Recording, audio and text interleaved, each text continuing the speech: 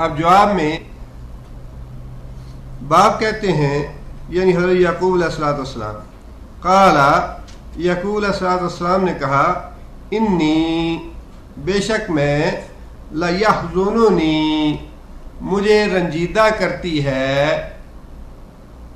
یہ بات ان تذهبوا بہی کہ تم جاؤ گے ساتھ اس کے، یعنی اس کو اپنے ساتھ لے جاؤ گے، وَأَخَافُ اور میں خوف محسوس کرتا ہوں، مجھے اندیشہ ہے، مجھے ڈر ہے اس بات کا، ان یأکلہ الذئب ان یہ کہ یأکل کھائے گا اس کو ہو یوسف علیہ السلام کے لیے، ذئب بھیڑیا، وانتم عنہ غافلون وانتم اور تم لوگ عنہ اس سے، کس سے؟ یوسف علیہ السلام سے، غافلون، غافلون کیا ہے؟ اسم فاعل ہے، تم اس سے بے خبر ہوگے، تم اس سے غافل ہوگے اور اس کو بھیڑیا کھا جائے گا۔ باپ کا یہ خدشہ بالکل فطری سی بات تھی، اور اس صورت میں جب کہ وہ اس سے پہلے یوسف علیہ السلام کا خواب بھی سن چکے تھے اور انہیں اس بات کا احساس بھی تھا کہ سوتیلے بھائی ہیں اور اس سے یہ حسد رکھتے ہیں، حضرت یعقوب علیہ السلام کا یہ اندیشہ اور یہ خدشہ ایک فطری سی بات تھی جس کا اظہار انہوں نے کیا۔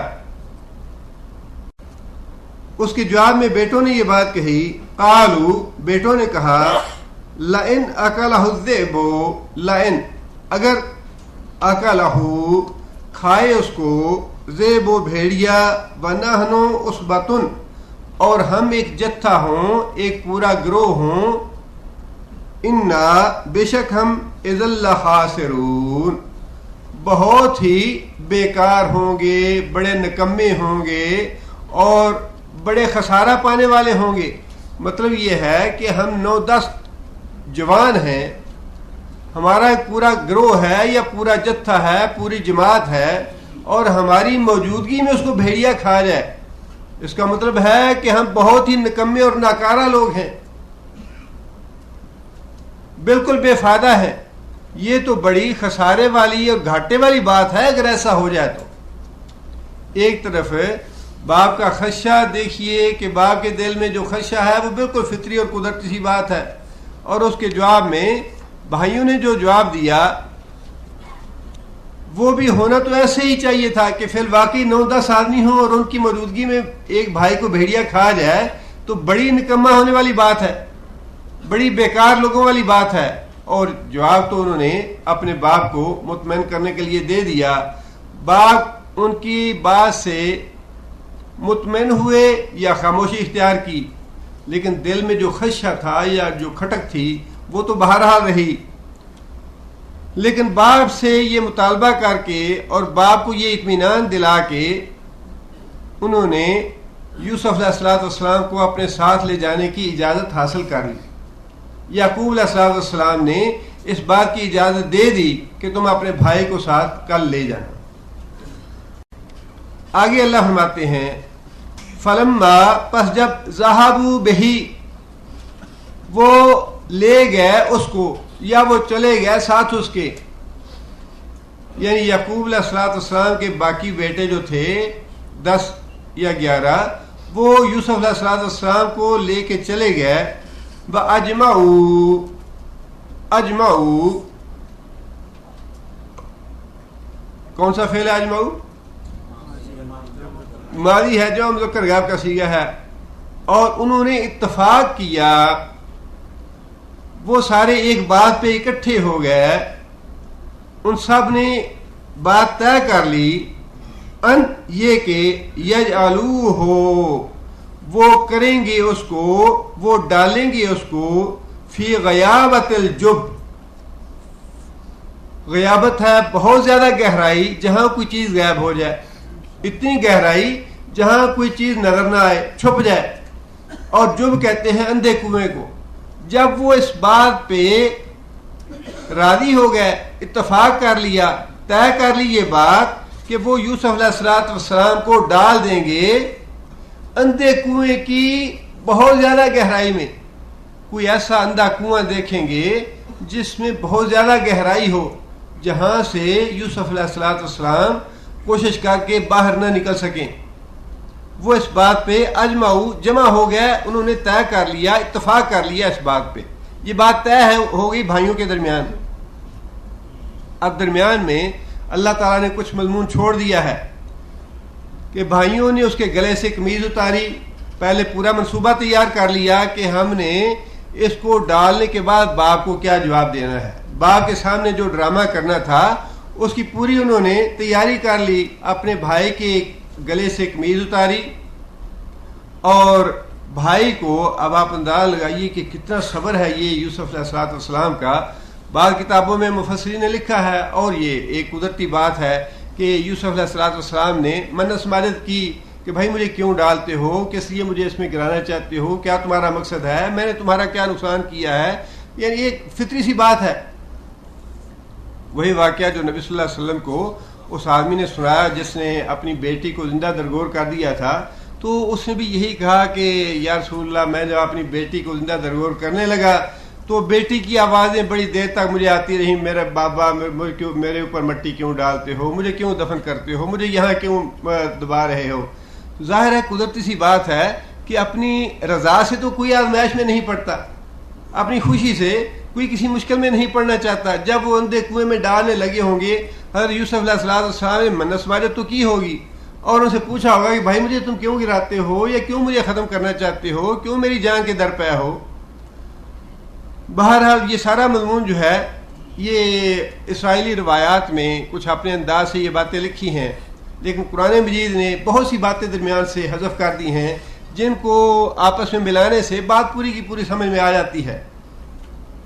اللہ فرماتے ہیں کہ انہوں نے جو معاملہ طے کیا تھا, جس بات پہ اتفاق کیا بھائیوں نے, اس کے مطابق انہوں نے اندھے کنویں میں یوسف علیہ السلام کو گرا دیا. آگے اللہ فرماتے ہیں وَأَوْحَيْنَا إِلَيْهِ, یہ تھا وہ موقع بڑے غم کا, بڑے رنج کا, بڑے دکھ کا اور بڑے صدمے کا یوسف علیہ السلام کے لیے. اللہ تعالیٰ نے اس صدمے کے موقع پہ یوسف علیہ السلام کی تسکین کے لیے, اطمینان کے لیے اللہ فرماتے ہیں کہ ہم نے وحی کی یوسف علیہ السلام کی طرف. اب یہ وحی جو ہے وہ وحی نہیں ہے جو کسی نبی کی طرف کی جاتی ہے, اس لیے کہ اس کا ذکر جو ہے وہ اس موقع پہ آئے گا جب اللہ تعالیٰ نے حضرت یوسف علیہ السلام کو فی الواقع نبوت عطا فرمائی.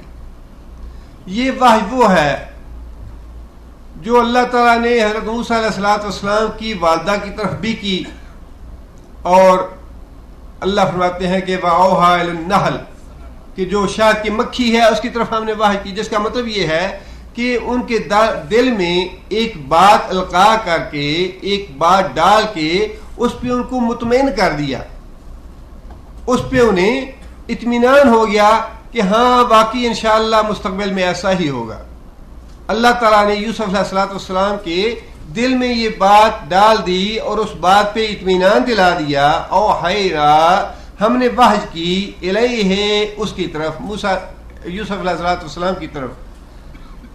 اب یہاں بھی مفسرین نے اختلاف کیا ہے کہ یہ کنویں میں ڈالنے کے بعد اللہ تعالیٰ نے وحی کی یا کنویں میں ڈالنے سے پہلے کی, لیکن بہرحال اس کا جو مقصد تھا وہ یہ تھا کہ صدمے اور رنج کے اس موقع پہ یوسف علیہ السلام کی تسکین کی جائے اور انہیں اطمینان دلایا جائے.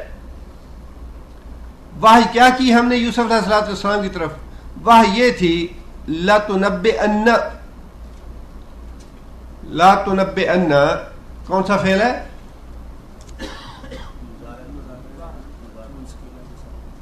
مضارع ہے, اور واحد مذکر حاضر کا صیغہ ہے نون ثقیلہ کے ساتھ. نون ثقیلہ جب مضارع کے بعد آتا ہے تو اس کے معنوں میں کیا فرق پڑتا ہے؟ ایک تو مستقبلی کے لیے خاص ہو جاتا ہے, اور دوسرا اس میں مکمل تاکید پائی جاتی ہے کہ بالکل یہ کام ہو کے رہے گا. تاکید اور مستقبل کے لیے خاص، یہ دو خوبیاں پیدا ہو جاتی ہیں مضارع کے مفہوم میں جب اس کے آخر میں نون ثقیلہ یا نون شد والا آتا ہے. لا تنبئن، ہم نے یوسف علیہ السلام کو یہ اشارہ دے دیا، یہ وحی کر دی بات، لا تنبئنہم، کہ تو اپنے ہم کی ضمیر کس کے لیے؟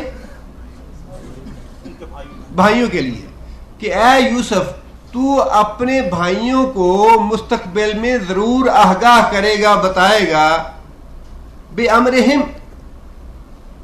ان کے اس معاملے کے بارے میں، ان کے اس طرز عمل کے بارے میں، یا ان کی اس کرتوت کے بارے میں جو یہ کر رہے ہیں.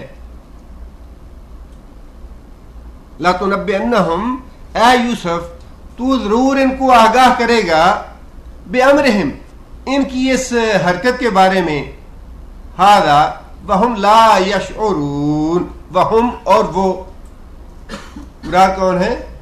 یوسف علیہ السلام کے بھائی.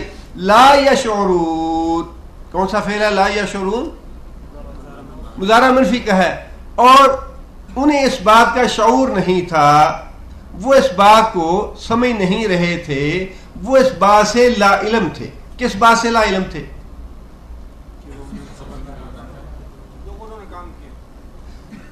وہ اس بات سے لا علم تھے کہ یوسف کو یہ بات وحی کی جا رہی ہے. یوسف علیہ السلام کو وحی کے ذریعے یہ بات بتائی جا رہی ہے، اس بات سے لا علم تھے. یا پھر اس بات سے بھی لا علم تھے کہ جو کچھ ہم کر رہے ہیں اس کے بارے میں ایک روز ہمیں یوسف جتلائیں گے. دونوں اس کے مفہوم ہو سکتے ہیں کہ جو کرتوت ہم کر رہے ہیں، جو کام ہم یوسف علیہ السلام کے ساتھ کر رہے ہیں، ایک روز یوسف ہمیں اس سے آگاہ کرے گا، جتلائے گا. وہ وقت آنے والا ہے، وہ وقت آئے گا. اب اس ایک آیت سے یوسف علیہ السلام کو اطمینان کے بہت سے پہلو تھے. اس میں ایک پہلو تو یہی کہ اللہ تعالیٰ کی طرف اطمینان قلب پیدا کر دینا، اللہ تعالیٰ کی طرف سے ایک بات کو دل میں ڈال دینا، یہی سب سے بڑی بات تھی. دوسری بات جو تھی اطمینان والی وہ یہ تھی کہ یوسف علیہ السلام کو یہ اطمینان ہو گیا کہ میری زندگی کی آخری لمحات یہاں اس کنویں میں نہیں ہے، میں یہاں مروں گا نہیں. تیسری بات کیا تھی؟ تیسری بات یہ تھی کہ اللہ مجھے بھائیوں سے ملائے گا، اس کی خبر تھی اس میں. اور چوتھی بات یہ تھی کہ تو جتلائے گا انہیں ان کی حرکتوں کے بارے میں.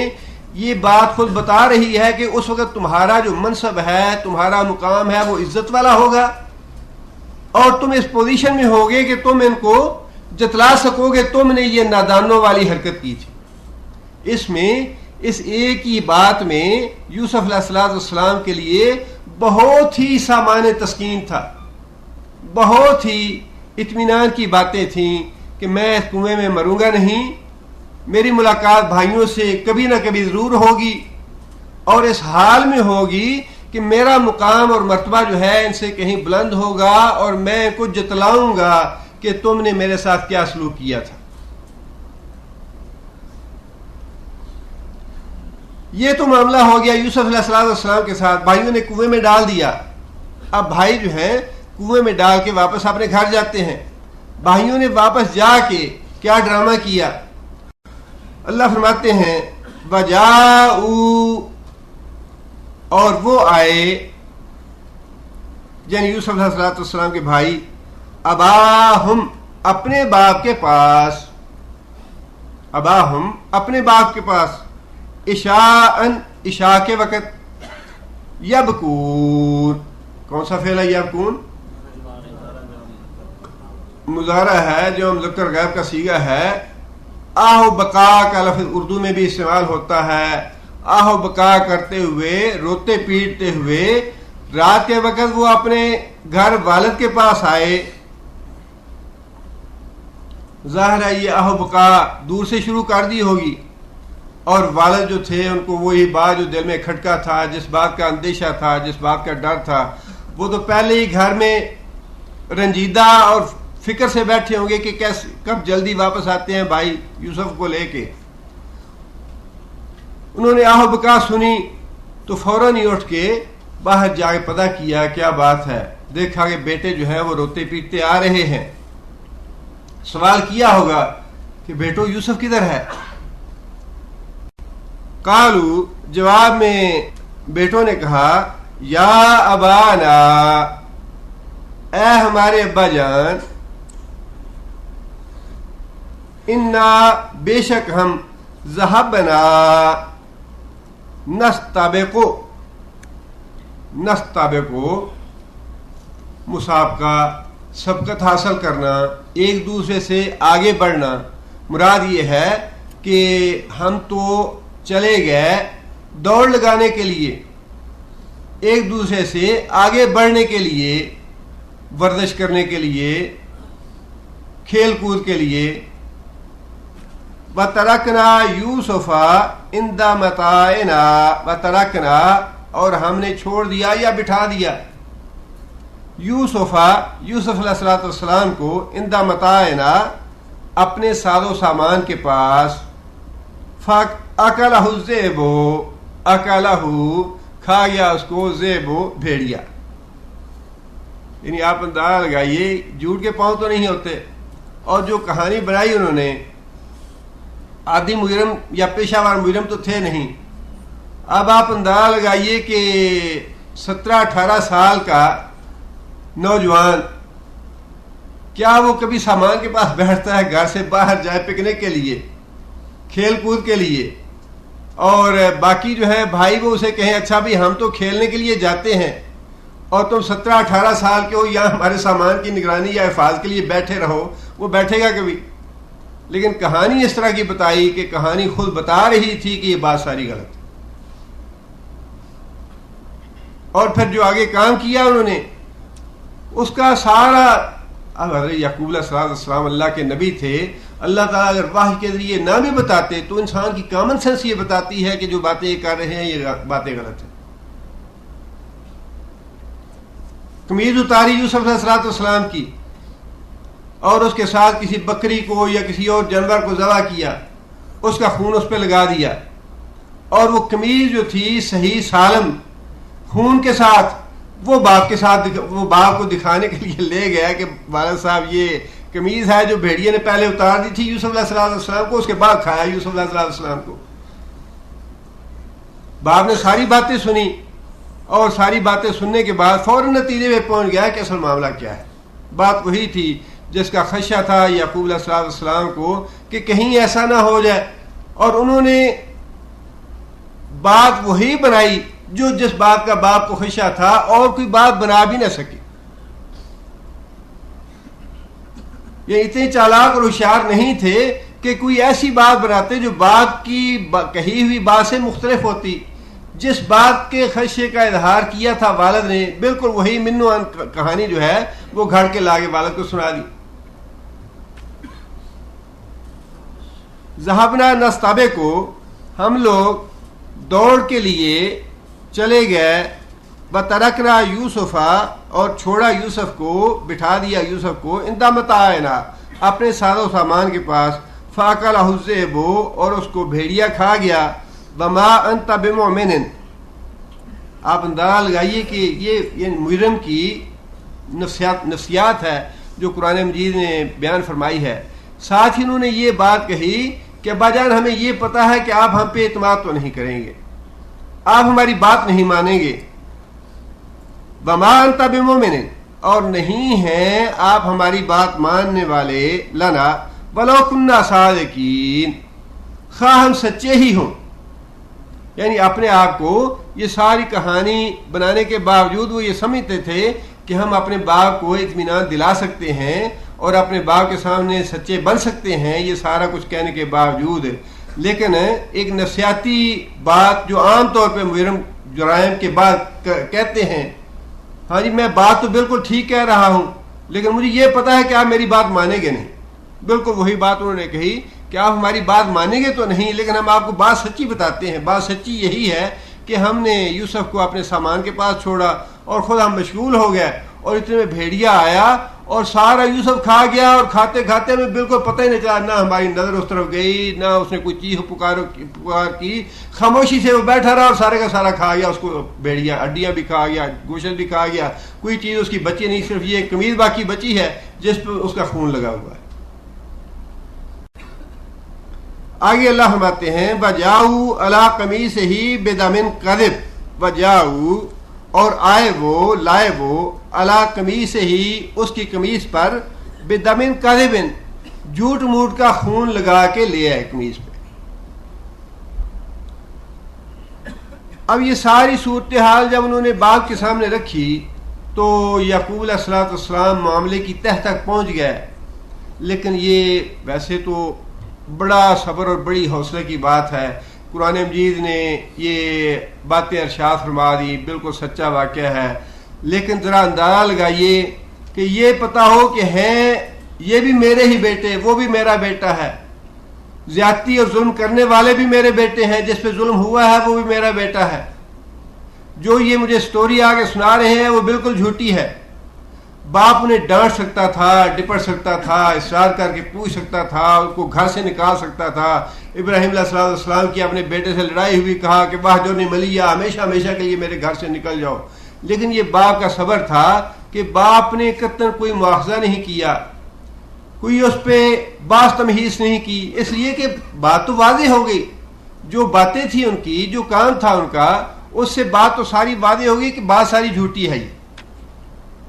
اس کا رد عمل جو ہے وہ کیا تھا؟ وہ صرف اتنا تھا کہ یعقوب علیہ السلام نے یہ بات ارشاد فرمائی، قال یوسف علیہ السلام نے کہا، بلکہ یعقوب علیہ السلام نے یہ بات کہی، بل سولت لکم انفسکم امرا، بلکہ اصل بات یہ ہے امرن کہ بہت بڑا کام یا بہت بڑا جرم تمہارے نفس نے تمہارے لیے بڑا سہل اور آسان بنا دیا۔ ایک بہت بڑا جرم جو تھا اسے حسد نے تمہارے لیے کرنا بڑا آسان بنا دیا۔ اب یہ وہی بات ہے کہ آج بھی آپ دیکھ لیجئے، ہم جتنے بھی یہ جادو اور ٹونے اور ٹوٹکے اور ادھر اس طرح کام، اور اب تو یہ اتنی چیزیں عام ہو گئی ہیں، ان کی بنیادی اسباب جو ہے وہ حسد اور انتقام ہی ہے۔ حسد اور انتقام جو ہے یہی اس کا بنیادی اسباب ہے، اور اتنے جرائم لوگ کر گزرتے ہیں کہ انسان سنے تو رونگٹے کھڑے ہو جاتے ہیں کہ اتنا بڑا گناہ اور اتنا بڑا جرم اور اتنی شکی اور قلبی کیسے لوگ کر گزرتے ہیں۔ لیکن انتقام اور حسد کا جو جذبہ ہوتا ہے وہ انسان کو ہر کام کر گزرنے پہ آمادہ کر دیتا ہے، اور یہی حسد کا جذبہ تھا جس نے یہاں تک ان لوگوں کو پہنچا دیا کہ اپنے حقیقی بھائی کو گرا دیا کنویں میں راہ سے ہٹانے کے لیے، اپنی دانش میں اس کو ختم کر دیا، اور پھر باپ کو آگے جھوٹی موٹی کہانی سنا دی۔ باپ کو اتنا زیادہ اب ویسے یہ ماں باپ بھی اللہ تعالیٰ نے عجیب چیز بنائے ہوتے ہیں، بعض اوقات اولاد کی طرف سے اتنا زیادہ صدمہ پہنچتا ہے، وہی اولاد جس کو بڑی چاؤ سے، بڑی خوشی سے انسان اس تربیت کرتا ہے، تعلیم دلاتا ہے، پیسہ خرچ کرتا ہے، بڑی قربانیاں دیتا ہے اس اولاد کے لیے، پھر ایسے والدین کے دل پہ کیا گزرتی ہوگی جب والدین کے ساتھ اولاد ایسا سلوک کرتی ہے۔ تو پھر یہ اللہ تعالیٰ نے ہی والدین کو حوصلہ دیا ہوتا ہے کہ والدین اپنی اولاد کی اس طرح کی نادانی اور حماقتوں پہ درگزر کرتے ہیں۔ اسی لیے بڑی تاکید کی والدین کے مقابلے میں کہ والدین کو فرمایا کہ باپ کی رضا میں اللہ کی رضا ہے، ماں کے پاؤں تلے جنت ہے، اور جس نے اپنے باپ کو یا ماں کو ناراض کر لیا اس نے اپنا جنت کا دروازہ گرا دیا۔ بہت زیادہ تاکید ہے والدین کے لیے، اس لیے کہ جتنی قربانیاں والدین اولاد کے لیے دیتی ہیں اولاد اس کا تصور نہیں کر سکتی۔ جب اولاد خود ماں باپ بنتی ہے پھر انسان کو احساس ہوتا ہے کہ واقعی ہمارے والدین نے ہمارے لیے کتنی قربانیاں دی تھی۔ بڑا حوصلے سے کام لیا یعقوب علیہ السلام نے، اور اس کے جواب میں صرف اتنی بات کہی کہ ایک بہت بڑے جرم کو تمہاری خواہش نفس نے، تمہارے حسد اور انتقام نے تمہارے لیے اس کو کرنا آسان بنا دیا۔ فصبر جمیل، फसब्रुन जमील, और अब मैं सब्र जमील करूंगा। सब्र जमील से मुराद ये है कि पहला जो मरहला है सदमे का, उसमें इंसान इस तरह सब्र करे कि कत्तन इंसान की जुबान पे कोई शिकवे की बात ना है, कोई इंसान जरा फजा ना करे, अल्लाह की जनाब में कोई गुस्ताखी का कलमा ना कहे, अल्लाह की रजा पे पूरी तरह राजी रहे। ये है सब्र जमील। और अल्लाह के हाँ इसका बहुत ही ज्यादा अजर सवाब है। ये जितने भी मामलात चल रहे हैं, यूसुफ अलैहिस्सलाम का वाकया बिल्कुल सच्चा वाकया है याकूब अलैहिस्सलाम का, लेकिन है अफसाने से ज्यादा दिलचस्प। इंसान पढ़ना शुरू करता है तो इतना जज्ब हो जाता है इसमें कि कोई नावल पढ़े या कोई कहानी पढ़े, कोई दास्तान पढ़े या कोई अफसाना पढ़े तो आपकी उसमें जाज़बियत इतनी नहीं होगी जितनी इस सूरा में आ जाती है। जिस तरह याकूब अलैहिस्सलाम ने सब्र से काम लिया, यूसुफ अलैहिस्सलाम ने सब्र से काम लिया, बिल्कुल इसी तरह की जुल्म और जाती से साहब नबी सल्लल्लाहु अलैहि वसल्लम को अपने माहौल में पड़ रहा था, और नबी सल्लल्लाहु अलैहि वसल्लम ने भी ऐसे ही सब्र का मुजाहरा फरमाया। और जिस तरह नबी सल्लल्लाहु अलैहि वसल्लम यूसुफ अलैहिस्सलाम और याकूब अलैहिस्सलाम के सब्र के नतीजे में अल्लाह ताला ने बड़ी नेमतों से नवाजा दोनों माँ बाप बेटे को, इसी तरह रसूलुल्लाह सल्लल्लाहु अलैहि वसल्लम के सब्र पे भी अल्लाह ताला ने बड़ी ही नेमतें और बड़ा फजल किया नबी सल्लल्लाहु अलैहि वसल्लम पे, कि जिस मक्का से निकाले गए बेबसी की हालत में अल्लाह ताला ने चंद सालों के बाद उसी मक्का में फाते बना के भेज दिया। बिल्कुल इसी तरह जिस तरह यूसुफ अलैहिस्सलाम को अपने रास्ते से हटाने के लिए भाइयों ने कत्ल करने की स्कीम बनाई, खत्म करना चाहा, उसी यूसुफ अलैहिस्सलाम को अल्लाह ताला ने मरहला बमरहला मिस्र की हुकूमत के तख्त पे पहुंचा दिया।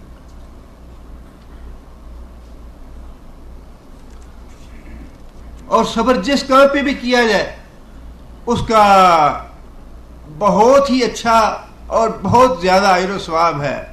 एक खातून ने कहा, या रसूलल्लाह, मुझे मिर्गी का दौरा पड़ता है, मेरे लिए अल्लाह ताला से दुआ कीजिए कि अल्लाह ताला मुझे आराम दे दे, मुझे अल्लाह ताला सेहत दे। नबी सल्लल्लाहु अलैहि वसल्लम ने फरमाया कि अगर तुम चाहो तो मैं तुम्हारे लिए दुआ करता हूं, अल्लाह तुझे सेहत दे देगा, और अगर तुम चाहो तो सब्र करो, तुम्हारे लिए जन्नत है। ये दुनिया है बड़ी आजमाइश। इस दुनिया में तो इंसान कहता है जी मुझे जहां जो मिल जाए वो बहुत है, लेकिन वो खातून बड़ी अक्लमंद थी और उसने बड़ा अच्छा इंतखाब किया। कहने लगी, या रसूलल्लाह मैं सब्र करूंगी, मुझे जन्नत चाहिए, लेकिन आप ये मेरे लिए दुआ कीजिए कि जब मुझे मिर्गी का दौरा पड़ता है तो मेरा पर्दा जो है वो खराब हो जाता है, अल्लाह से दुआ कीजिए कि अल्लाह मेरा पर्दा कायम रखे, लेकिन मैं सब्र करूं। सब्र की जज़ा जन्नत है। इन्नल्लाह मअस साबिरीन। आपसे कोई हसद करता है, इंतकाम लेता है, जुल्म करता है, ज्यादती करता है, उसके जवाब में आप खामोशी इख्तियार करते हैं, सब्र से काम लेते हैं। पहली बात तो ये है कि अल्लाह के फजल व करम से अल्लाह की मायत, अल्लाह की रफाकत, अल्लाह का साथ आपके साथ है, या जो भी सब्र करने वाला है। और दूसरी बात यह है कि कुछ अरसा के बाद जो अल्लाह ने तकलीफ का या आज़माइश का या दुख का मौका वक्त लिखा है, उस वक्त के बाद उस सब्र का नतीजा इस दुनिया में ही बहुत अच्छा है। इस दुनिया में भी अल्लाह ताला सब्र का फल बहुत अच्छा देते हैं, और आखिरत में तो है ही है। तो याकूब अलैहिस्सलाम ने ये बात कही कि मैं इंशाअल्लाह बेहतरीन सब्र से काम लूंगा। वल्लाहुल मुस्तआन अला मा तसिफून। याकूब अलैहिस्सलाम ने बेटों को ये बात जतला दी कि जो काम तुमने किया है मैं उसको पूरी तरह समझ गया हूं। वल्लाहुल मुस्तआन, मुस्तआन मफूल है जिससे मदद मांगी जाए। वल्लाहु, और अल्लाह ही है जिससे मदद मांगी जा सकती है या जिससे मदद मांगनी चाहिए। अला मा तसिफून, उस करतूत के मुकाबले में, उस हरकत के बारे में जो तुमने की है, या जो बातें तुमने तसनीफ की हैं, या जो बातें तुमने घड़ी हैं, जो बातें तुमने बनाई हैं। अला मा तसिफून, जो बातें तुमने बनाई हैं मेरे सामने यूसुफ के बारे में, उन बातों के मुकाबले में मैं अल्लाह से मदद तलब करता हूं। इय्याका नअबुदु व इय्याका नस्तईन, या अल्लाह बस तेरी ही मदद चाहते, तेरी इबादत करते हैं, तुझी से मदद मांगते हैं। अल्लाह ताला से जो आदमी मदद तलब करे अल्लाह ताला उसको मायूस नहीं करते, और अल्लाह ताला से ही मदद तलब करनी चाहिए।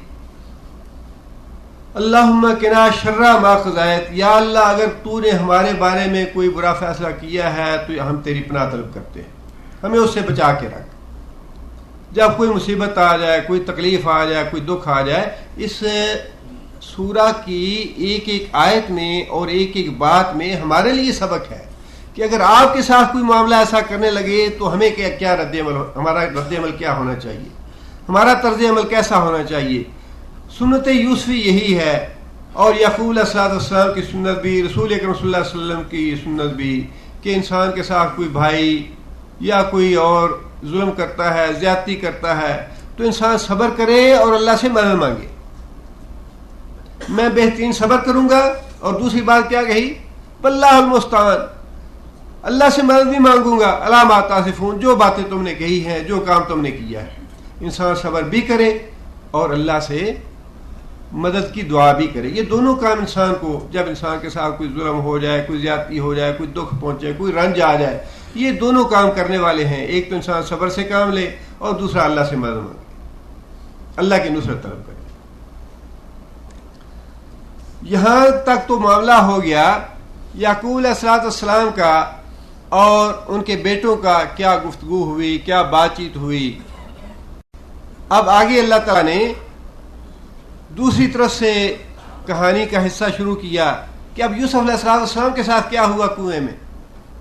मुफस्सिरीन ने लिखा है कि जब कुएं में डाल दिया गया, डोल में डाल के बिठाया, और जब वो आधा कुआं नीचे चला गया, रस्सी काट दी, यूसुफ अलैहिस्सलाम नीचे गिर पड़े पानी में, और कुएं में कोई चट्टान थी, उसके ऊपर यूसुफ अलैहिस्सलाम बैठ गए। 3 दिन तक वहां बैठे रहे। आगे अल्लाह फरमाते हैं वजाअत सय्यारतुन, ये जो इसराइली बातें हैं, जो कुरान मजीद के इरशादात हैं, फरमूदात हैं, वो मिन्नो अन है। दरमियान में से जो चीज़ छूटी हुई है वो इसराइलियात में से है, सही भी हो सकती हैं, गलत भी हो सकती हैं। ये मालूम नहीं कि यूसुफ अलैहिस्सलाम वाकई 3 दिन रहे, या 2 दिन थे, या 1 दिन था, या हफ्ता था, कुछ पता नहीं। लेकिन अल्लाह फरमाते हैं कि वो जब कुएं में से यूसुफ अलैहिस्सलाम, वजाअत सय्यारतुन, वजाअत कौन सा फेल है, मादी है, वह मुन्नस गैब का सीगा है। जाअत आया, सय्यारतुन सय्यार चलने वाला, बहुत ज्यादा चलने वाला, और सय्यारा जो है मुन्नस का सीगा है, इसम फाइल का, बहुत ज्यादा चलने वाली चीज मुराद है काफिला। वजाअत सय्यारतुन, और आया एक काफिला, फअरसलू वारिदहुम, फअरसलू और उन्होंने भेजा, वारिदहुम अपना पानी लाने वाला आदमी। अब ये तफसीरों में लिखी है कि एक काफिला शाम से मिस्र जा रहा था और वो रास्ता भूल गया। रास्ता भूलने की वजह से उन्हें पानी की जरूरत पड़ी। जहां पड़ाव डाला था वहां से उन्होंने अपने आदमी को भेजा कि जाओ कोई कुआं वगैरह तलाश करो, वहां से पानी निकाल के लाओ। वो आदमी तलाश करते करते उसी कुएं में पहुंच गया। अल्लाह फरमाते हैं फअदला दलवहू, दल्व कहते हैं डोल को, अदला उसने नीचे डाला, दलवहू अपना डोल, उस कुएं में उसने डोल फेंका पानी निकालने के लिए। यूसुफ अलैहिस्सलाम ने डोल को पकड़ लिया और डोल के अंदर बैठ गए। आदमी ने जब खींचा ऊपर तो आदमी ने देखा ये पानी के बजाय तो एक लड़का बैठा है इसमें। काला या बुशरा, वो निकालने वाला आदमी जो था उसने जैसे ही खूबसूरत लड़का देखा, इतने खूबसूरत अंदर से कुएं से लड़का निकल रहा है, उसकी जुबान से बेख्तियार ये बात निकली, या बुशरा मुबारक हो, हाजा गुलाम, ये तो एक लड़का मिल गया हमें। बजाय पानी के ہمیں ایک لڑکا مل گیا, غلام مل گیا. اور یوسف علیہ السلام کے بارے میں خود نبی صلی اللہ علیہ وسلم نے فرمایا کہ جب معراج تھا تو میں آسمانوں پہ گیا اور آسمان پہ میری ملاقات یوسف علیہ السلام پہ ہوئی. میں نے یوسف علیہ السلام کو دیکھا, اتنے حسین اور اتنے جمیل اور اتنے خوبصورت کہ اللہ تعالیٰ نے جتنا بھی حسن پیدا کیا ہے اس کا آدھا حصہ جو ہے وہ یوسف علیہ السلام کے لیے اور باقی سارا آدھی دنیا کے لیے, ساری دنیا کے لیے باقی آدھا حسن. اتنے خوبصورت. جب وہ بچہ دیکھا تو بڑا خوش ہوا وہ کہ بھائی مبارک ہو, ہمیں تو ایک لڑکا مل گیا بیٹھے بٹھائے کنویں سے. آگے اللہ فرماتے ہیں وَأَسَرُّوهُ بِضَاعَةً, اسرو اور قافلے والوں نے اس کو چھپا لیا. بِضَاعَةً, بضاع سمجھ کے, بضاع کہتے ہیں مال تجارت, سامان تجارت سمجھ کے اس لڑکے کو چھپا لیا. چھپایا کیوں؟ چھپایا اس لیے کہ کہیں اس کا کوئی جاننے والا نہ نکل آئے, یا ہمارے پیچھے کوئی ہمارے لیے مصیبت نہ کھڑی ہو جائے کہ تم نے یہ لڑکا چوری کیا ہے, اغوا کیا ہے, کہاں سے لائے ہو. چھپا لیا, لیکن چھپایا اس لیے بھی کہ اب جا کے اس کو مصر میں بیچیں گے تو کچھ پیسہ مل جائے گا.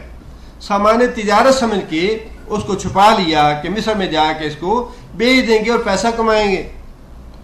واللہ علیم بما یعملون, واللہ اور اللہ تعالی علیم خوب جانتے تھے, بما یعملون جو کچھ وہ کر رہے تھے. اب آپ انداز لگائیے کہ یہ اللہ تعالیٰ کی جو منصوبہ بندی ہے. ہم لوگ بعض اوقات ایک بات ذہن میں رکھیے کہ واقعہ یوسف علیہ السلام کا ہے ساری سورہ میں, لیکن یہ نہ سمجھیے کہ یہ بات یا یہ معاملہ صرف یوسف علیہ السلام کے ساتھ تھا. ہم میں سے ہر آدمی کے ساتھ اللہ تعالیٰ کا ایسا ہی معاملہ ہے. جتنے بھی آپ کی 50 سال کی زندگی ہے, 40 سال کی ہے, 30 سال کی ہے, 60 سال کی, اپنی گزشتہ زندگی پہ ایک نظر ڈالیے اور دیکھیے کہ اللہ تعالیٰ نے ہمارے لیے کیسے کیسے اسباب بنائے ماضی میں. اگر تعلیم حاصل کی ہے تو اس کے بھی آپ کو اسباب نظر آئیں گے. اگر والدین امیر تھے تب بھی, اگر والدین غریب تھے تب بھی آپ کی تعلیم حاصل, اچھا جی وہ یہ اسباب اللہ نے بنا دیا. اس کے بعد سعودی عرب آنے کے لیے بھی آپ, ہر آدمی یہ اپنے بارے میں اندازہ کر سکتا ہے, سوچ سکتا ہے. اللہ تعالیٰ نے کوئی نہ کوئی ایسا سبب بنا دیا جس سے ہم یہاں آ گئے. یہاں آنے کے بعد کسی کا راستہ کسی طرف جدا ہو گیا, کسی کا کسی طرف جدا ہو گیا, کوئی کسی طرح کی سوسائٹی کے ساتھ لگ گیا. کوئی ہمارے وہ ایک آپ میں سے بات جاننے والے ہوں گے, وہ حسن جو یہاں سے چلے گئے ہیں, نو مسلم تھے. وہ کہتا ہے کہ میں بہت زیادہ شراب پیتا تھا وہاں ہندوستان میں, اور مجھے میرا خیال یہ تھا کہ میں سعودی عرب نہیں جاؤں گا اس لیے کہ وہاں شراب پہ پابندی ہے. میں نے دبئی جانے کی بڑی کوشش کی لیکن مجھے دبئی کا ویزا نہیں ملا. میری بڑی خواہش تھی کہ دبئی میں جاؤں. میں بڑے, وہ کہا کہ ہماری اپنی گھر میں بھٹی تھی, ہم تیار کرنے والے تھے شراب کو, اور مجھے شراب کی بہت زیادہ عادت تھی, اور میں سعودی عرب صرف اس لیے نہیں جانا چاہتا تھا کہ وہاں شراب پہ پابندی ہے, مجھے شراب نہیں ملے گی. میں نے بڑی کوشش کی, دبئی کا ویزا ملا, دبئی کا ویزا نہیں ملا. اچانک ایسے, یہ ہم یہ کہتے ہیں نا کہ اچانک ایسے ہو گیا, اتفاق سے ایسے ہو گیا کہ سعودی عرب کا ویزا مل گیا. یہ اتفاق کچھ نہیں ہے, یہ کہنا غلط ہے. یہ اللہ کے حکم سے ہوتا ہے, اللہ کی منصوبہ بندی سے ہوتا ہے. کبھی یہ نہ کہیں کہ اچانک ایسے ہو گیا یا اتفاق سے. اتفاق کچھ نہیں ہے اس دنیا میں. اس دنیا میں جو کچھ بھی ہے وہ سب اللہ کی منصوبہ بندی سے ہے. اللہ نے بھیجا. اللہ یہ چاہتا تھا کہ تم دبئی نہ جاؤ, تم سعودی عرب جاؤ. یہاں آیا تو اللہ تعالیٰ نے ایسا ماحول اس کو دے دیا کہ الحمدللہ اس نے خود بھی اسلام قبول کیا, اس کی بیوی اور اس کے بچے سارے اسلام میں داخل ہو, اور اللہ نے اتنی اس کے لیے سینہ شرح صدر کر دیا کہ الحمدللہ وہ جعلیات کے جو مسابقے وغیرہ تھے ان میں حصہ لیتا اور انہیں پرائز لیتا تھا. اتنی اس کو دین کے تعلیم میں دلچسپی پیدا کر دی اللہ تعالیٰ نے. اور یہ صرف ایک آدمی کی یا دو آدمی کی بات نہیں, سارے لوگوں کا معاملہ یہی ہے کہ اللہ تعالیٰ نے ہمارے پیدا ہونے سے پہلے یہ منصوبہ بندی کر دی تھی. جب آپ بچپن میں تھے یا تعلیم حاصل کر رہے تھے, کبھی سوچا تھا کہ ہم یہاں آئیں گے یا اتنا پیسہ کمائیں گے یا یہ کام کریں گے؟ ہم میں سے پتہ نہیں کتنے یہاں بیٹھے ہیں جن کے نصیب میں اللہ نے لکھا ہے اپنے ملکوں کو جائیں گے تو پتہ نہیں کتنی دین کی خدمت اللہ نے لینی ہے ان سے, پتہ نہیں دین کا کتنا کام لینا ہے اللہ نے ان سے. لیکن یہ اللہ جانتے ہیں, کسی کو یہ کچھ پتہ نہیں ہوتا کہ اللہ نے میرے لیے کیا منصوبہ بندی کر رکھی ہے. اس لیے اللہ تعالیٰ نے یہ بات ارشاد فرمائی کہ جو قافلہ تھا، جو بھائی تھے، انہوں نے یہ کام اس لیے کیا کہ ہم اپنے بھائی کو راستے سے ہٹانا چاہتے ہیں۔ اللہ فرماتے ہیں واللہ علیم بما یعملون، جو وہ کر رہے تھے اللہ جانتا تھا، انہیں پتہ نہیں تھا کہ ہماری اس کرتوت کا نتیجہ کیا نکلنا ہے۔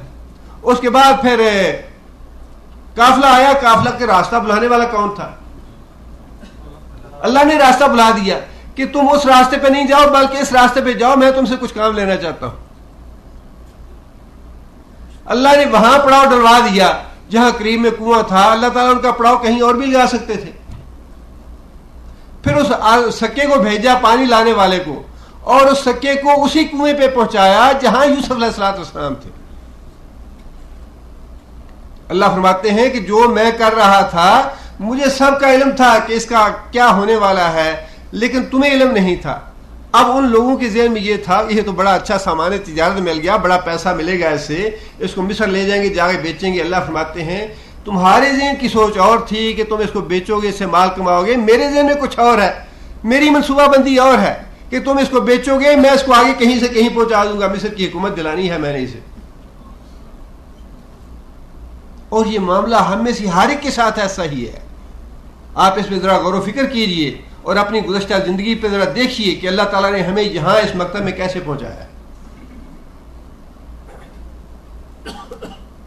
آپ کو خود یہ احساس ہوگا کہ اللہ تعالیٰ نے کتنے انعام و اکرام کیے ہیں اور کتنے احسان کیے ہیں ہم پہ، اور کس طریقے سے اللہ تعالیٰ نے ہمیں برائیوں سے روکا ہے اور نیکی کے راستے پہ لگایا ہے۔ یہ اللہ کی بڑی منصوبہ بندی ہے، اور اللہ یہی تو ربنا ما خلقت ھذا باطلا، یا اللہ تو نے ساری دنیا میں اس کائنات میں کوئی ایک چیز بھی بے فائدہ پیدا نہیں کی۔ سبحانک، یا اللہ تیری ذات اس بات سے پاک ہے کہ تو کوئی عبث کام کرے۔ افا حسبتم انما اہلکناکم عبثا، کیا تم نے یہ سمجھ رکھا تھا کہ ہم نے تمہاری پیدائش اور یہ دنیا، یہ کائنات، ہم یہ ساری بے فائدہ اور بے مقصد پیدا کی ہے؟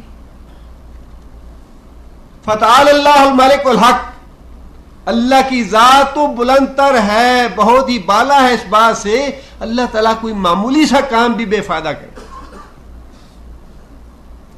ہمارا یہاں پہ آنا، یہاں سے جانا، ہمارا سونا اٹھنا بیٹھنا، نوکری، جو کچھ بھی ہے، ہمارے ایک ایک قدم جو ہے وہ اللہ کے ہاں لکھا ہوا ہے کہ تم نے یہ اتنے دن میں اتنے قدم یہاں اٹھانے ہیں، یہاں رکھنے ہیں، سب کچھ اللہ کی منصوبہ بندی کے ساتھ۔ اس لیے اللہ نے یہ بات ارشاد فرمائی واللہ علیم بما یعملون، جو کچھ جو کر رہے تھے اس کی اصل حقیقت تو اللہ جانتے تھے کہ انہوں نے تو یہ سامان تجارت سمجھ کے بیچنا ہے اس کو، لیکن اللہ کو یہ علم ہے کہ اللہ کی منصوبہ بندی کیا ہے کہ ٹھیک ہے تم اس کو بیچو اور اس کو خریدنے والا میں بھیجوں گا کہ اس کو خریدنا کس نے ہے۔ آگے اللہ فرماتے ہیں بشروہ بثمن بخس دراہم معدودۃ، وہ لوگ پکڑ کے یوسف علیہ السلام کو مصر پہنچ گئے، مصر کے بازار میں لے گئے، وہاں پہ ان کو بیچنے کا اعلان کیا، بولی دی، بعض تفسیروں میں لکھا ہے کہ سونے کے برابر اور یہ وہ، لیکن قرآن مجید اس بارے میں خاموش ہے۔ بہرحال اصل جو چیز مطلوب ہے، جو بتانی مطلوب ہے، وہ یہ ہے کہ انہوں نے بیچ دیا یوسف علیہ السلام کو۔ بشروہ، اور اس قافلے نے یوسف علیہ السلام کو بیچ دیا، سمن کا معنی قیمت، بخس کہتے ہیں کھوٹے سکے کو۔ مطلب یہ ہے کہ انہیں دل میں یہ خدشہ لاحق ہو گیا کہ یہ ہم نے خود تو کہیں سے حاصل نہیں کیا، خریدا نہیں، اس کی ہمیں نہ پسنوں کا پتہ ہے نہ اگلوں کا پتہ ہے، کوئی اس کا وارث نہ نکل آئے، کوئی ہم پہ مقدمہ نہ بن جائے، کوئی ہمیں یہ نہ سمجھے اغوا کیا ہے، چوری کیا ہے، اس سے جان چھڑاؤ، اس کو بیچو فوراً۔ اب یہ سوچ اللہ نے پیدا کی کہ تم اس کو زیادہ دیر اپنے پاس نہیں رکھو گے، بلکہ یہ جو خریدار آیا ہے جیسے کیسے بھی ہے، جیسے کیسے مول ہے، اس کو دے دو، اس کے حوالے کر دو انہیں۔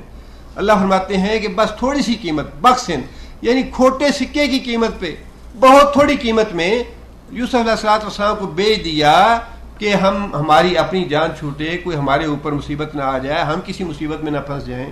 اللہ فرماتے ہیں دراہم معدودۃ، بس ایسے معدودے چند درہموں کے بیچ دیا۔ وَكَانُوا فِيهِ مِنَ الزَّاهِدِينَ، وَكَانُوا، اور وہ تھے، فِيهِ اس کے معاملے میں، کس کے معاملے میں؟ یوسف علیہ السلام کے معاملے میں. من الزاہدین، زاہدین کا واحد کیا ہے؟ زاہد. زاہد کسے کہتے ہیں؟ جو دنیا سے بیزار ہو. زاہد کا معنی ہے بیزار ہونا، زہد کا معنی بیزار ہونا. زاہد جو بیزار ہو کس سے؟ دنیا سے.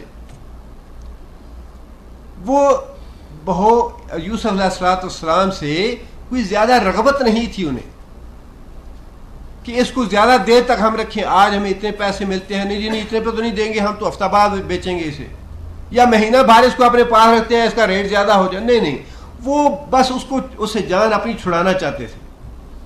اس سے کوئی زیادہ رغبت نہیں تھی انہیں کہ ہم اس کو اپنے پاس زیادہ دیر رکھیں اور اس کے زیادہ قیمت وصول کریں. بس جیسے کیسے ہی مصر میں پہنچے، بازار میں گئے، جتنا کچھ ملتا تھا لیا اور اسے جان چھڑائی اپنی. وَكَانُوا فِيهِ مِنَ الزَّاهِدِينَ، اور وہ یوسف علیہ السلام کے بارے میں کوئی زیادہ قیمت حاصل کرنے کی رغبت نہیں رکھتے تھے، کوئی زیادہ وصول کرنے کے خواہشمند بھی نہیں تھے. بس جتنا کچھ ملا وہ لے لیا اور یوسف کو حوالے کر دیا. آگے پھر قصہ شروع ہو جاتا ہے اس آدمی کا جس نے یوسف علیہ السلام کو خریدا. یہ ایک اور مرحلہ جو تھا وہ ختم ہو گیا. پہلا مرحلہ کنویں کا تھا، کنویں سے نکلے اور قافلے کے ہاتھوں میں پہنچے اور قافلے والوں نے بیچا. اب تیسرا مرحلہ شروع ہوتا ہے یوسف علیہ السلام کا کہ جس آدمی نے خریدا اس کے ساتھ کیا معاملہ ہوا. اللہ فرماتے ہیں وقال الذی اشتراہ، اور کہا اس شخص نے، اشتراہ جس نے اس کو خریدا تھا، یعنی یوسف علیہ السلام کو اس نے بازار سے خریدا، خرید کے وہ گھر لے گیا. گھر لے جا کے اس نے اپنی بیوی سے یہ بات کہی کہ یہ ویسے تو میں نے غلام کر کے خریدا ہے لیکن یہ لڑکا غلام لگتا نہیں ہے. جس طرح جس نے ڈول نے جب نکالا تھا اس آدمی نے، قافلے والوں نے، تو اس نے خوبصورت لڑکے کو دیکھتے ہی بڑی خوشی کا اظہار کیا کہ اتنا اچھا لڑکا، اتنا خوبصورت لڑکا اور اتنا خاندانی لڑکا لگتا ہے شکل سے ہی، اور بڑا خوش ہوا. اسی طرح جس آدمی نے مصر میں خریدا تھا اسے، اس نے بھی دیکھتے ہی فوراً یہ اندازہ کر لیا کہ یہ لڑکا کسی غلام خاندان سے تعلق نہیں رکھتا، یہ تو بڑا ذہین فتین اور کسی اعلیٰ خاندان کا فرد ہے. لہذا اس نے خرید لیا اسے اور گھر آ کے اپنی بیوی کو یہ ہدایت دی کہ اس لڑکے کو غلام نہ سمجھنا، بلکہ اس کو بڑی عزت کے ساتھ، بڑے احترام کے ساتھ اور بڑے اچھے طریقے کے ساتھ اپنے گھر میں اپنا بیٹا بنا کے رکھیں گے ہم. اللہ فرماتے ہیں وقال الذی اشتراہ من مصر، اور وہ شخص جس نے مصر کے بازار سے یوسف علیہ السلام کو خریدا تھا، اس نے کہا، کس سے کہا؟ لامرأتہ، اپنی بیوی سے. کیا کہا؟ اکرمی. اکرم کون سا فعل ہے؟ امر کا فعل ہے، مذکر کے لیے، اور مؤنث کے لیے اکرمی. عزت کر اس کی، مسوا ہو، جگہ دے اس کو. مسوا کا معنی جگہ ٹھکانا، مسوا ہو، جگہ دے اس کو عزت کی. مطلب یہ ہے کہ اس کو گھر میں غلام بنا کے نہیں رکھنا بلکہ اس کو عزت کی جگہ دینی ہے، اس کو اپنے گھر کا ایک فرد بنا کے رکھنا ہے، اپنے خاندان کے لوگوں کے مساوی اس کو ہم نے بنا کے رکھنا ہے، اس کو ہم اپنا غلام نہیں سمجھیں گے. ایسا ہو سکتا ہے ان ینفعنا. ینفعنا کون سا فعل ہے؟ ینفع مضارع ہے، بعض مذکر غائب کا صیغہ ہے. ینفع وہ ہمیں فائدہ دے گا، وہ ہمیں نفع دے گا. نا ہم کو ضمیر ہے آگے جمع متکلم کی. ینفعنا ہو سکتا ہے کہ یہ لڑکا ہمیں کوئی فائدہ پہنچائے، او یا نتخذہ ولدا، نتخذہ یا ہم بنا لیں گے اس کو ولدن اپنا بیٹا. اس سے معلوم ہوتا ہے کہ جو آدمی خرید کے لایا تھا ان کا اپنا بیٹا نہیں تھا کوئی، اور انہوں نے اس کو اس لیے بھی اپنے گھر کا فرد بنا کے رکھنے کا فیصلہ کیا کہ ممکن ہے ہمارے ہاں اولاد نہ ہو یا بیٹا نہ ہو تو ہم اسی کو اپنا بیٹا بنا لیں. اور یہ بہت ہی شریف النفس آدمی، بہت ہی اچھا آدمی، خاندانی آدمی لگتا ہے، اور اس اعتبار سے ممکن ہے ویسے بھی ہمیں ہماری یہ خدمت کرے، ہمیں اس سے فائدہ پہنچے، لہٰذا ہم اس کو اپنے گھر کا فرد بنا کے رکھیں گے، غلام کی حیثیت سے اسے کام نہیں لیں گے. وَكَذَلِكَ مَكَّنَّا لِيُوسُفَ فِي الْأَرْضِ وَكَذَلِكَ، اور اس طرح. کیسے عجیب اللہ تعالیٰ نے الفاظ استعمال فرمایا ہے قرآن مجید میں، ایسی ایک ہی لفظ میں چاشنی ہے اور ایسی دانائی اور حکمت بھری ہوئی ہے. وَكَذَلِكَ، اللہ تعالیٰ نے ایک لفظ استعمال کر کے پچھلے سارے واقعات کا اس میں ذکر فرما دیا، اور اس طریقے سے بھائیوں کے کنویں میں ڈالنے سے، قافلے والوں کے کنویں سے نکالنے سے، مصر لے جانے سے، مصر میں بکنے سے، اور اس گھر میں پہنچانے سے، کذالک، اس سارے عمل کے ذریعے ہم نے کیا کیا؟ مکننا مکان دیا، عزت دی، مقام اور مرتبہ دیا، لے یوسف کو فی الارض، اس ملک میں، مصر میں. اللہ فرماتے ہیں کہ سارے پروسیس سے، جس پروسیس سے یوسف کے بھائی اس کو مارنا چاہتے تھے، اپنی راہ سے ہٹانا چاہتے تھے، ہماری تدبیر کچھ اور تھی. اس کو قافلے والوں نے تو اپنا سامان تجارت سمجھ کے بیچا، ہماری تدبیر کچھ اور تھی. خریدنے والے نے کچھ اور نیت سے خریدا کہ ہمیں غلام چاہیے، غلام لینے وہ بازار میں گیا، لیکن ہماری تدبیر کچھ اور تھی کہ ہم نے یوسف کو ایک اونچے خاندان اور اونچے گھرانے میں پہنچانا ہے تاکہ اس کی تربیت کی جائے حکومت سازی کے لیے، حکومت کے لیے. اللہ فرماتے ہیں کذالک، یہ سارے مراحل سے گزارنے کے ساتھ ہم نے یوسف علیہ السلام کو جگہ مہیا کی فی الارض، اس شہر میں یا اس ملک میں یا اس زمین میں. وَلِنُعَلِّمَهُ مِن تَأْوِيلِ الْأَحَادِيثِ، اور یہ سارے مراحل سے ہم نے اس لیے گزارا یوسف کو، نعلمہ، ہم سکھائیں اس کو، من تاویل الاحادیث، باتوں کی تہ تک پہنچنا، مقدمات کے فیصلے کرنا، حکمت کی باتیں کرنا، دانائی کی باتیں سکھانے کے لیے، حکمت کی باتیں سکھانے کے لیے، معاملات کی تہ تک پہنچنے کے لیے، مقدمات کے فیصلے کرنے کے لیے، خوابوں کی تعبیر کا علم حاصل کرنے کے لیے، ساری باتیں اس میں آ جاتی ہیں. ہم نے یہ سارا مراحل جو ہیں، ان مراحل سے ہم نے یوسف علیہ السلام کو کوئی تکلیف پہنچانے کے لیے، دکھ دینے کے لیے، رنجیدہ کرنے کے لیے، کوئی اس کو نقصان پہنچانے کے لیے نہیں کیا، بلکہ اس سے مطلوب کچھ اور تھا ہمارا. اس سے یہ بات معلوم ہوتی ہے کہ وقتی طور پہ جب انسان پہ کوئی تکلیف آتی ہے، مصیبت آتی ہے، اس کو ہمیں وہ تکلیف مطلوب یا مقصود نہیں سمجھ لینا چاہیے. بعید نہیں کہ اس تکلیف اور مصیبت سے ہمیں اللہ تعالیٰ کوئی اونچا درجہ دینا چاہے یا ہم سے کوئی اور کام لینا چاہیں اس مرحلے سے گزار کے. بعض اوقات انسان کہتا ہے جی مجھے بڑی تکلیف ہوئی، میں نے اتنا پیسہ خرچ کیا، اتنی محنت کی، اتنا یہ کام کیا، اتنی مشقت اٹھائی، اس میں اتنا تجربہ حاصل کیا. وہ جو کچھ بھی انسان کرتا ہے وہ ضائع نہیں ہوتا. اسی انسان مشقت سے، اسی تجربہ حاصل کرنے کے بعد انسان کوئی اچھا مقام حاصل کر لیتا ہے. اللہ نے یہی بات ارشاد فرمائی کہ یوسف علیہ السلام کو بظاہر جو سارے یہ مراحل تھے تکلیف دینے والے، رنج دینے والے تھے، لیکن ہم نے خود گزارا یوسف کو ان مراحل سے، اور گزارنے سے مطلوب یہ تھا کہ ایک اعلیٰ مقام پہ پہنچایا جائے یوسف علیہ السلام کو، اچھا مرتبہ اور اچھا مقام دیا جائے، اور پھر یوسف علیہ السلام کو حکمت اور دانائی اور باتوں کی تہ تک پہنچنے کے معاملات اور مقدمات کے فیصلے کرنے کا علم جو ہے وہ دیا جائے. یہ مطلوب تھا. آگے اللہ فرماتے ہیں واللہ غالب علی امرہ، واللہ، اور اللہ تعالیٰ غالب ہے علی امرہ، اپنے معاملے پہ، اپنی تدبیر پہ. جو تدبیر اللہ کرنا چاہتا ہے اللہ تعالیٰ پوری طرح غالب ہے اس پہ. اللہ نے فرمایا کہ کافر جو ہیں یہ اپنی پھونکوں سے چراغ بجھانا چاہتے ہیں اسلام کا، واللہ متم نورہ، لیکن اللہ تعالیٰ اس نور کو پورا کرنے والا ہے. اللہ تعالیٰ اس نور کو ساری دنیا میں پھیلا کے رہے گا. اب اللہ تعالیٰ اپنے اس کام پہ پوری طرح غالب ہے، اللہ کمزور نہیں ہے، اللہ بے بس نہیں ہے. کافروں کے ساتھ पास सारी दुनिया की ताकत क्यों ना हो, सारी दुनिया की टेक्नोलॉजी क्यों ना हो, सारी दुनिया पे हुकूमत क्यों ना हो, जो कुछ भी है, हमारा ईमान ये है कि अल्लाह अपने काम पे गालिब है। अल्लाह ने इंशाअल्लाह इस इस्लाम को सारी दुनिया में फैलाना है। और जो कुछ काफिर कर रहे हैं ये सारे मराहल हैं जिनमें हमारे लिए तकलीफ भी है, दुख भी है, रंज भी है, लेकिन इन मराहल से गुजरने के बाद इंशाअल्लाह अल्लाह ताला ने इसी इस्लाम को गालिब करना है। अल्लाह गालिब अला अम्रिही, अल्लाह अपने तदबीर पे गालिब।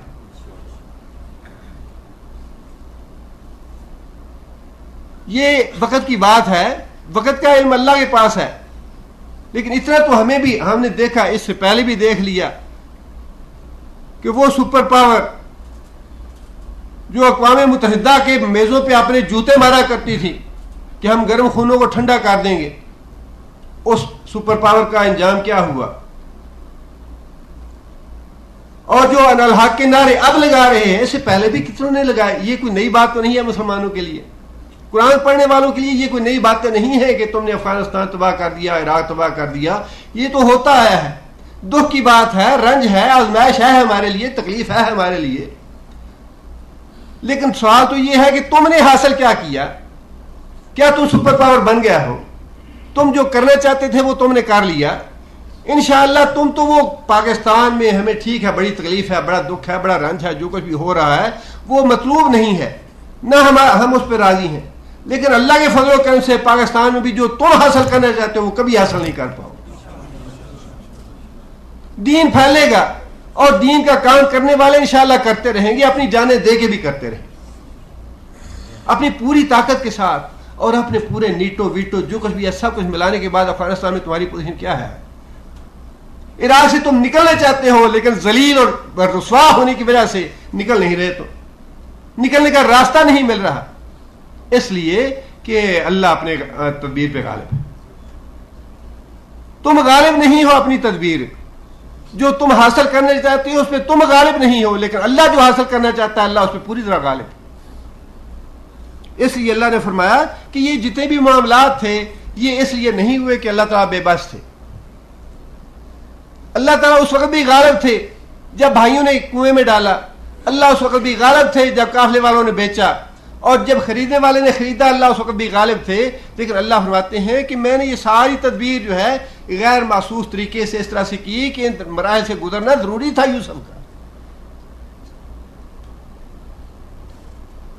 वलाकिन अक्सर अन्नास ला यअलमून, अल्लाह फरमाते हैं लोगों की अक्सरियत जो है वो इस बात से आगाह नहीं होती कि अल्लाह ताला की तदबीर अपना काम कर रही है। हम परेशान हो जाते हैं अपने जाती मामलात में, ऐसे क्यों है, ऐसे क्यों है, ऐसे क्यों है। अल्लाह ताला की बड़ी हिकमतें हैं हर काम में। एक आप जॉब चाहते हैं, बड़ा अच्छा जॉब है, आप उस जॉब में रह जाते हैं या आपको नहीं मिलता, बड़ा दुख होता है, बड़ा रंज होता है। लेकिन जब 2-4 साल गुजरते हैं तो आप खुद ही कहते हैं नहीं जी बड़ा अच्छा हुआ मुझे वो जॉब नहीं मिला, वरना यूं और यूं हो जाता। वक्ती तौर पे रंज होता है, वक्ती तौर पे तकलीफ होती है, लेकिन हिकमत और खैर उसी में है जो फैसला अल्लाह का है, जो तदबीर अल्लाह की है हर इंसान के लिए उसी में खैर और भलाई है। लेकिन अल्लाह फरमाते हैं कि चूंकि अक्सर लोग इस हकीकत से लाइलम है, लिहाजा वो बड़ी जल्दी जदा फजा शुरू कर देते हैं, बेसब्रे हो जाते हैं और अपनी ज़बान से शिकवा शिकायत शुरू कर देते हैं। हालांकि बात ऐसी नहीं होनी चाहिए, सब्र से काम लेना चाहिए, अल्लाह से मदद की दुआ करनी चाहिए। अल्लाह के हर काम में कोई ना कोई हिकमत और बेहतरी, ये हर मुसलमान का ईमान होना चाहिए। खा हमारी नाकामी हो या कोई दुख की बात हो या कोई रंज की बात हो या कोई आजमाइश की बात हो, उसमें कोई ना कोई हिकमत की बात जरूर। आगे फिर अल्लाह फरमाते हैं कि वो आदमी यूसुफ अलैहिस्सलाम उस आदमी के घर पहुंच गया। वहां पे यूसुफ अलैहिस्सलाम ने अपने शब रोज बसर करने शुरू कर दिए, और जैसा कि अगली आयात से भी मालूम होता है, तफासीर में भी लिखा है कि हुकूमत के किसी आला ओहदे पे फायज था वो आदमी, और हुकूमती मामलात जो थे उनसे यूसुफ अलैहिस्सलाम को आगाही हासिल हुई उस घर में रहते हुए।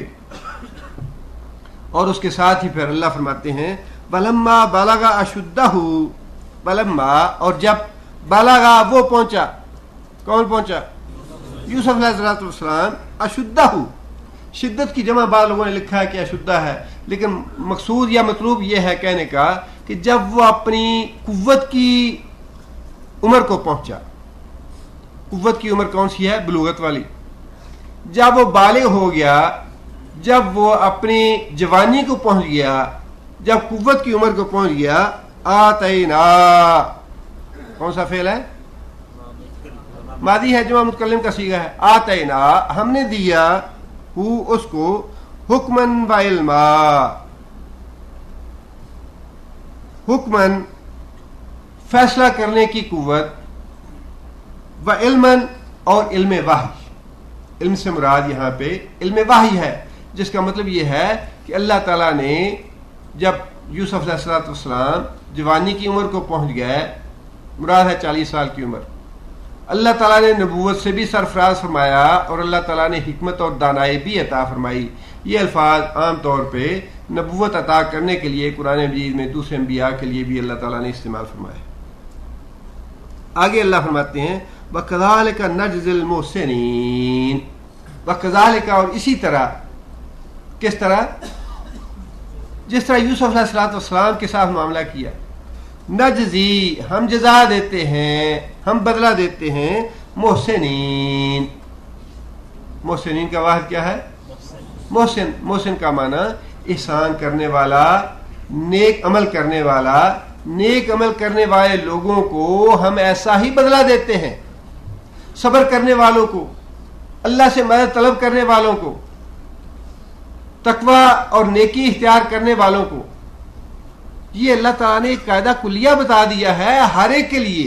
فرمایا کہ یہ معاملہ صرف یوسف کے ساتھ ہی نہیں تھا ہمارا. فرمایا کہ جو بھی آدمی یہ طرز عمل اختیار کرے گا جو یوسف علیہ السلام نے طرز عمل اختیار کیا، نیکی کا راستہ اختیار کرے گا، صبر سے کام لے گا، اللہ سے مدد مانگے گا، تقوی اختیار کرے گا، اللہ فرماتے ہیں کہ ہم ہر ایسے آدمی کو ایسا ہی بدلہ دیں گے. کذالک نجزی المحسنین. آگے پھر ایک اور داستان شروع ہو جاتی ہے اس کے گھر کے اندر رہتے ہوئے. ایک اور آزمائش ہے یوسف علیہ السلام کے لیے اس گھر کے اندر رہتے ہوئے. اب وہ ایک نیا چیپٹر ہے اور نئی کہانی ہے کہ یوسف علیہ السلام جس گھر میں رہ رہے تھے،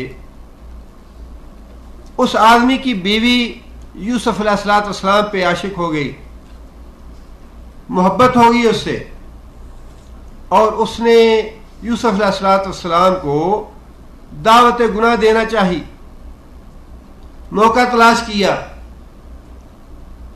یوسف علیہ السلام کو بلا کے کمرہ بند کر دیا، دعوت گناہ دی. یوسف علیہ السلام نے انکار کیا. یوسف علیہ السلام کے انکار کے بعد اس عورت نے زبردستی کرنا چاہی یوسف علیہ السلام کے ساتھ. تو یوسف علیہ السلام کمرے سے باہر نکلنے کے لیے بھاگے، دروازہ کھولا تو دیکھا کہ دروازے پہ اس عورت کا شوہر کھڑا ہے.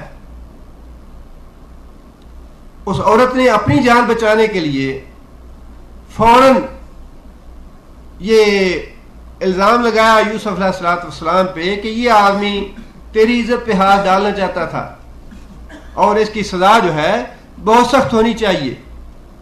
وہاں پھر یوسف علیہ السلام نے اپنی صفائی میں ایک مختصر سا کلمہ کہا کہ نہیں، میں نے اس کی عزت پہ ہاتھ نہیں ڈالا بلکہ یہ مجھے دعوت گناہ دے رہی تھی. اس کا واقعہ اگلی آیتوں میں اللہ تعالیٰ نے ارشاد فرمایا ہے. اللہ تعالیٰ نے کس طرح محفوظ رکھا یوسف علیہ السلام کو، اور اس سارے معاملے میں پھر یوسف علیہ السلام کا رد عمل کیا تھا، اس کے شوہر کا رد عمل کیا تھا. اور جب بدنامی ہوئی تو پھر اس عورت نے اپنی بدنامی کا داغ دھونے کے لیے کون سا راستہ اختیار کیا. وہ ساری باتیں اللہ تعالیٰ نے اگلے رکوع میں ارشاد فرمائی ہیں. انشاءاللہ اللہ تعالیٰ نے توفیق دی تو اگلے درس میں اس کے